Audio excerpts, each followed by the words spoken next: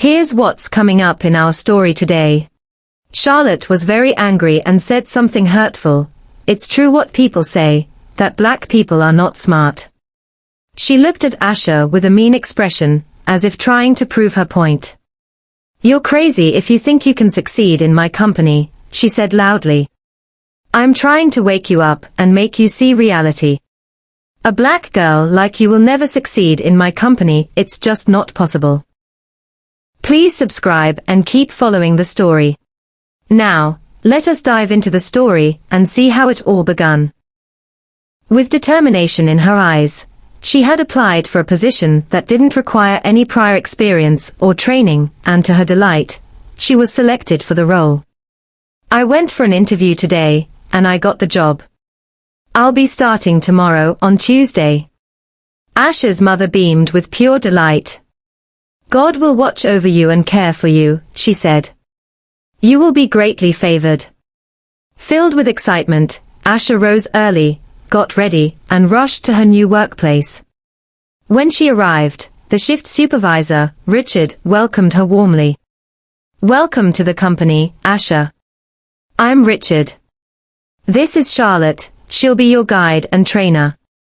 She'll give you a tour, go over the policies, and formally train you for your new role. Richard looked at Asha with a friendly smile. Do you have any questions for me? Asha shook her head confidently. No, I'm all set. I'm ready to get started. Asha's heart raced with excitement as she and Charlotte exited Mr. Richard's office. This was it, her first real job, and she couldn't wait to get started. The best trainer in the company, she thought to herself, a smile spreading across her face. I'm going to learn so much. As they walked down the hallway, Asha's mind was already whirring with possibilities. My first paycheck.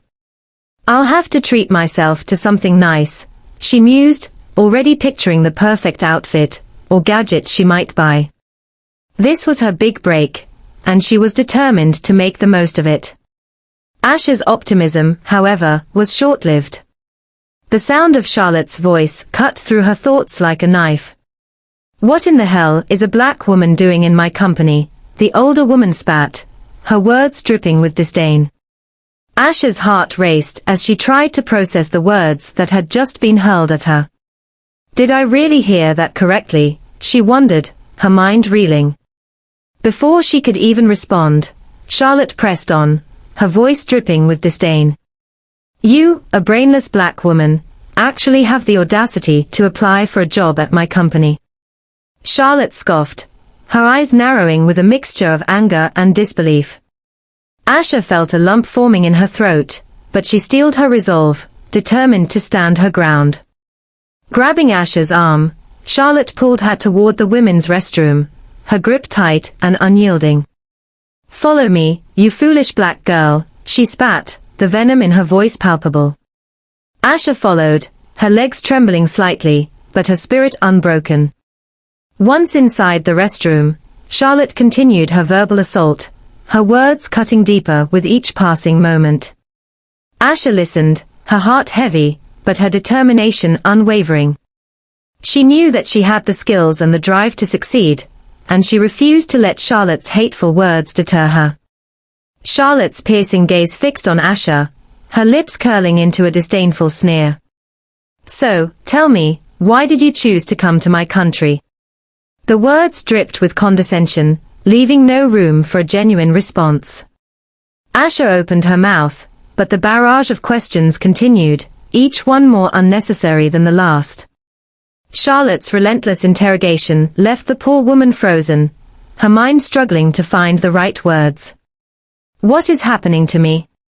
Asha silently wondered, her confidence wavering under the onslaught. Leaning in, Charlotte's eyes narrowed to slits.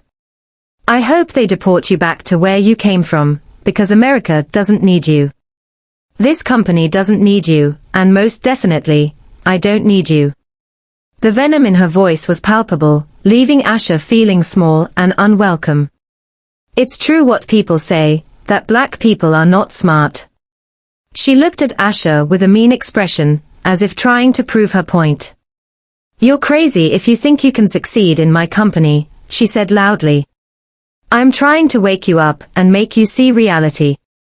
A black girl like you will never succeed in my company, it's just not possible. Charlotte took a step closer and gave Asha some unwanted advice. Why don't you just go back to Richard's office and quit? Tell him it's too hard for you to understand what we do here. Please subscribe and keep following the story. But Asha didn't back down. She was scared, but she spoke up. That's not true, she said quietly but firmly. She looked straight at Charlotte, disagreeing with what she had said. Enough.